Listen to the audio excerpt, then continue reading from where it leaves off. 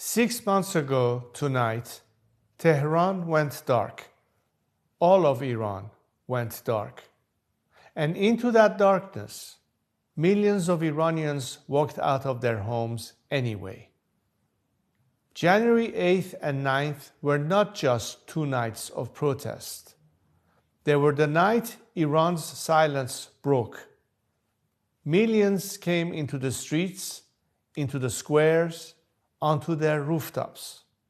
But the regime answered them with bullets. Tens of thousands of my compatriots were killed in those 48 hours. Tens of thousands more have been arrested, tortured, and sentenced to die since. They came out determined and brave. I think of them every day. On those 2 nights, I lost countrymen I will never get to meet. I do not hear a statistic when I hear the number 40,000.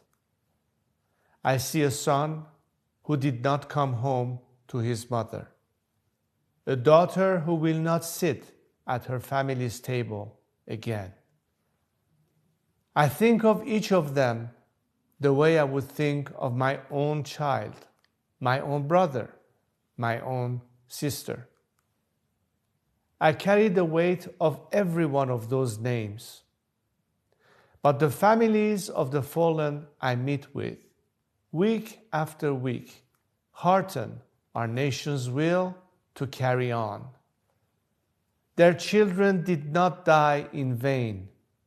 They died for freedom, and they died with pride. History will remember what these men and women did. I will make sure of it. Like the resistance who stood against tyranny in occupied Europe, and like the revolutionaries who fought for liberty in America. But theirs was a particular bravery. They had no army, no air cover, nothing but the belief in what they stood for. They stood anyway. A united nation choosing to face the guns together rather than to live one more day in fear. The men and women of the 8th and 9th of January will be remembered in Iran's history as the greatest generation that preferred to die free and standing than to live coward on their knees.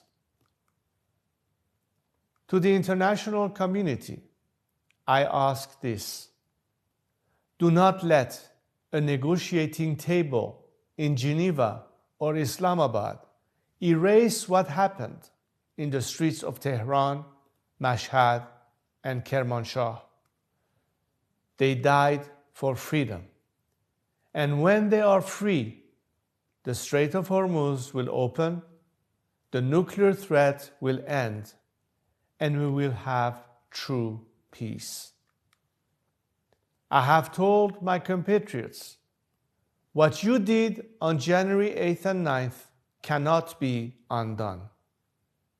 Together, we will reclaim our country's rightful place in the world, our national dignity, and honor the lives of our heroes.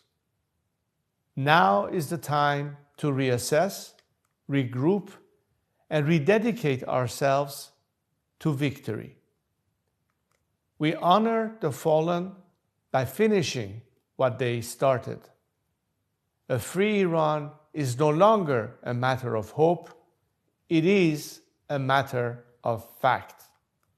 And know that my brave compatriots are not just fighting for their own liberation, but for the peace and stability of the world.